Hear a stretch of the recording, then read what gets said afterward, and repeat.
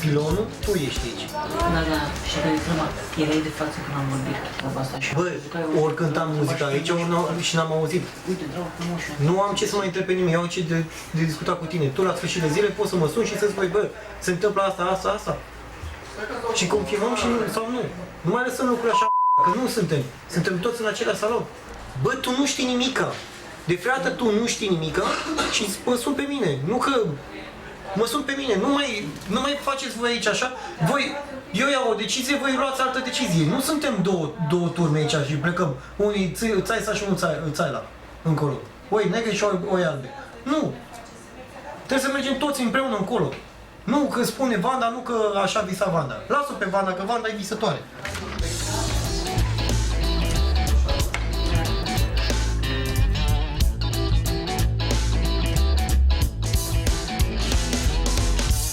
Primul tatuaj care am vrut să mi-l fac a fost acum 19 ani. A fost undeva în America, am vrut să mi-l fac, m-am răzgândit și până m-am zis că primul tatuaj va fi copilul meu. S-a născut copilul, a trebuit să aștept o anumită perioadă de timp ca să se formeze osificația feței, să nu fie un chip comun. Și până mi-a mai luat un an de zile să caut un anumit artist să poată să-mi facă acest tatuaj. Găsem pe cineva în Ungaria, făceau niște programări la un an și ceva. Probabil că se va ajunge și aici, la un moment dat, tot aici. Costi, cred, nu știu ce de că tot ce am văzut că face numai lucruri bune. Altfel nu vedem.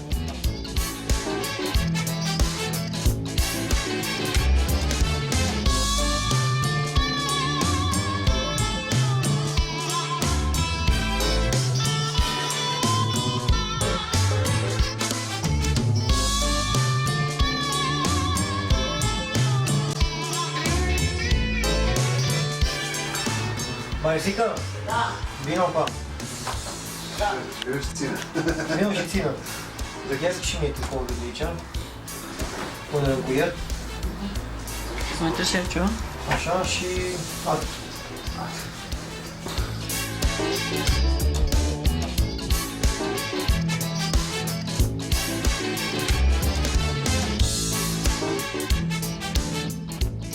Am cercetat, gândindu-mă că va fi pe toată viața, prefer să mă informez înainte. Și m-am informat și asta am găsit ce mi-a plăcut în momentul de față.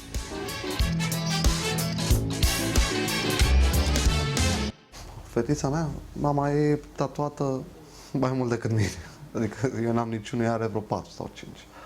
Și toate gumele cu tatuaje și le cumpără și le pune pe ea. Deci n-are nicio. Abia așteaptă.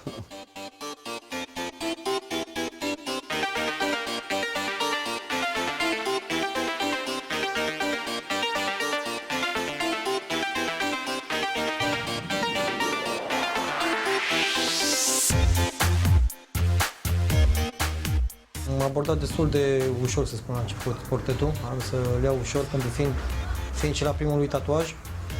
Am să mă comport un pic mai așa, mai blând cu el. No. Și ușor am văzut, uitându-mă la ceaf, am uitat și am zis că, aoleu, am depășit timpul alocat, să spun așa. Îmi place foarte mult, enorm, să lucrez portrete realistice. În ultimul timp, la saloane a început lumea să apeleze din ce în ce mai des la portrete, ceea ce este un lucru îmbucurător. Nu se mai apelează doar la un simplu nume al copilului, de exemplu, se apelează la portretul lui, ceea ce este, din punctul meu de vedere, mult mai frumos, mult mai ok. Și ce poți să faci mai ciudat și mai așa decât un portret de gustă, nu? Nu vezi deci câte din astea review-uri are pe internet. Unii ba contra, unii ba, bă, că așa. Am ajuns acolo unde am vrut, să vadă că se poate face un portret, știi? Tot. Că e personajul X și că nu-l suportă... Nu mai contează. Nu mai contează. Pe mine nu m-a interesat treaba asta.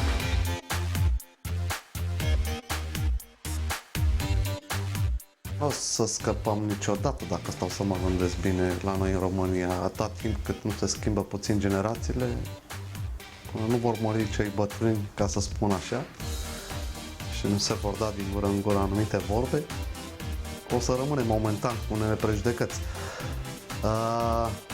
Dacă stau să mă gândesc bine la prejudecăți, am văzut toată un om mai în vârstă, la vreo, cred că avea 75 de ani, 80 de ani, cu soția lui, erau din Olanda și erau tatuați din cap până în picioare. Și atunci m-am gândit, adică mie mi-a plăcut ce am văzut. Și am zis, dacă mie îmi place, o să-i placă și lui altul de mine. E simplă ideea, adică nu trebuie să te placă toată lumea. Dacă te place toată lumea, până nu știu dacă o să fie chiar ok. Primul să te placi tu, nu trebuie să te placă altul. Și dacă pentru mine a fost ok o persoană la 70 de ani să fie, sau 80 de ani să fie tatuat de cap până în picioare și tatuajele să aibă cât de cât o idee, adică nu să fie niște de-alea făcute cu pix, cum se făceau un închisor sau așa, să aibă ceva, da, e ok.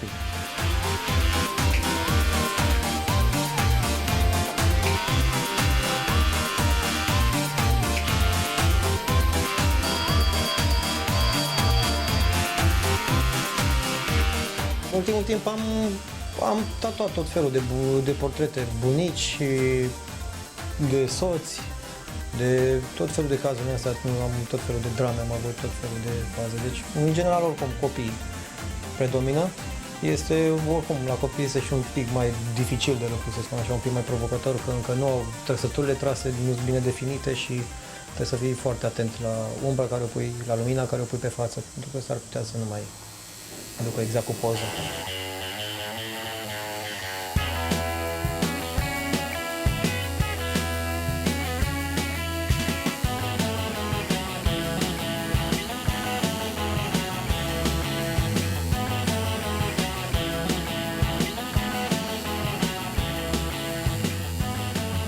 Pe afară se practică foarte mult realismul în color. La noi începem să educăm omul cu realismul. În primul rând, e mult mai ușor să-l duci către alb-negru din cauza că vine cu pielea arsă de soare și băiatul ce l-am avut mai devreme cu portretul a venit acum vreo 4-5 zile, era ars de soare. M-a bunit plânsul când am văzut. Cu ce cauți cu pielea arsă? Că tu urmezi să fii tatuat. Nu, și dacă nu ai grija tatuajului sau nu ai grija pielii tale în general așa, degeaba bagi culoare, pentru că atunci când lucrezi cu un portret color, lucrezi cu tonuri de astea foarte deschise, foarte fin și la primul bronz l-ai distrus. Tocmai din cauza asta încercăm să educăm mai întâi oamenii pe partea cu alb-negru și apoi începem ușor.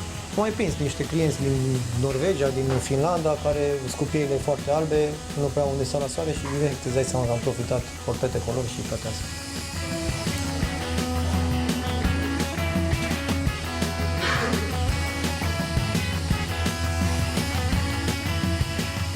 Este strict legat de întreținerea tatuajelor pe termen lung. Pentru că dacă, cum ți-am mai spus, dacă ai culori foarte deschise, astea se vor fedui, se vor pierde în timp din cauza soarelui, din cauza lămpurilor UV și toate celor cum te duci pe la solar. Și întâlnim clienți care le explici ce să facă și la 2-3 zile te sună și spun că n-a făcut duș, am voie să fac duș. N-am spălat tatuajul și sunt tot felul de faze în astea și atunci degeaba. Și dacă nu, cum să spun, noi dăm, în salonul ăsta dăm 80%, ce putem. 20% mai depinde și de tine după aceea, cum ai grijă tatuajului.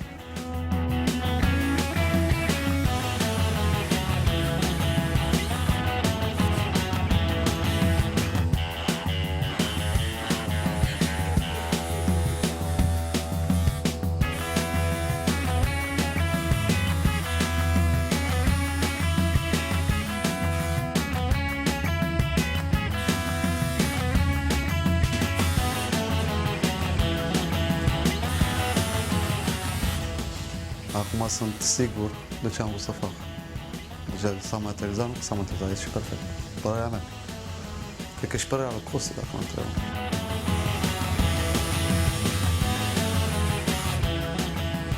Cu siguranță va fi fetița mea încântată de ce o să vadă. Se așteaptă deja.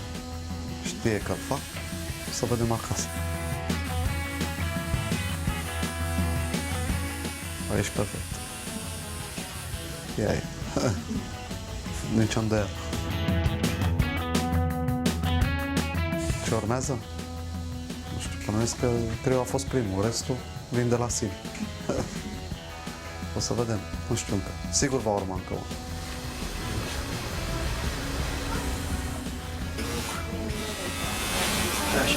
Așa.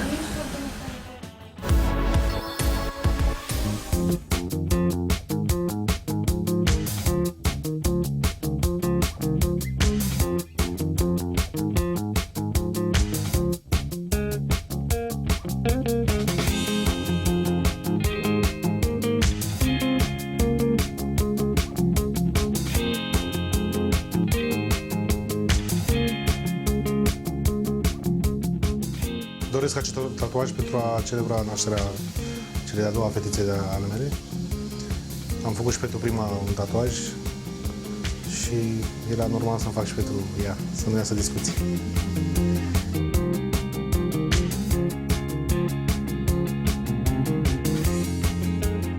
Primul tatuaj nu am făcut portret, am făcut, mi-a scris doar numele ei și tot așa să nu se supere cea mare când mă vedea și să fie cu amândouă acum.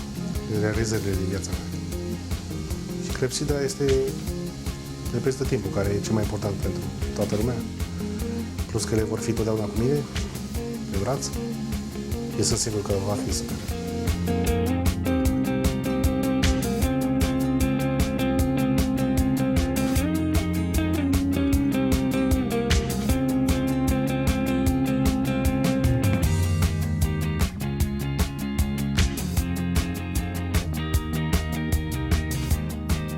A fost un pic mai complicat, dar am avut noroc că, să spun așa, noroc că a avut încredere în mine și mi-a lăsat cu mână liberă.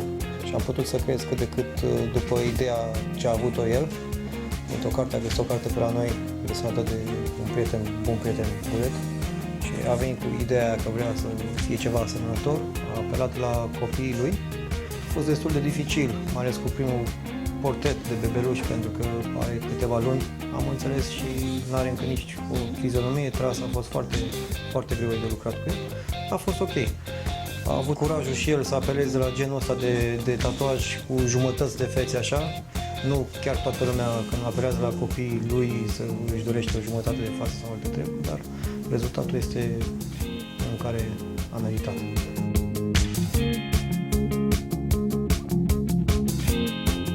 Ideea aici mi-a venit, că nu eram decis ce să fac și cu ajutorul catalogului și cu Vanga m-a ajutat. Foarte mulțumit, mă așteptam să iasă, dar nu atât de bine, dar foarte bine, foarte frumos și reușit. Costi un artist desăvârșit, știam despre el, auzise despre el și mi-a confirmat că e numărul 1.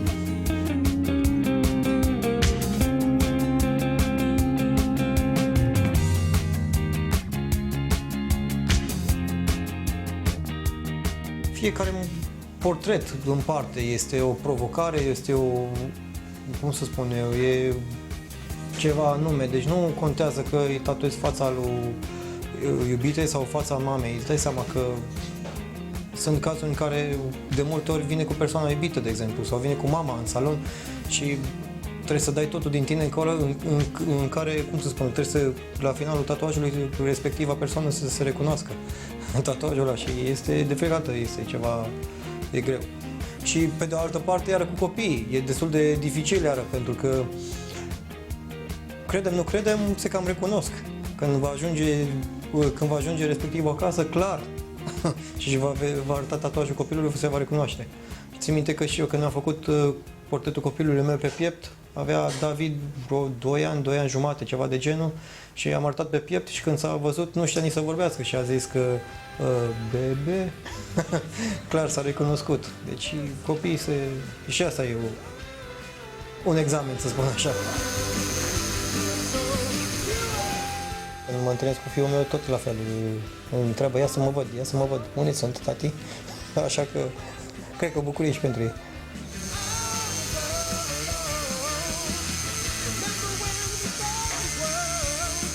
Siguranță o să-mi placă. Cred că o să o trezesc pe cea mare acum să-i arăt. Nu mai rezist până mâine. Chiar nu știu. Super tare. Toată viața, ele sunt mândria mea, așa că și tatuajul face parte din viață. Started all over, the crimson wall.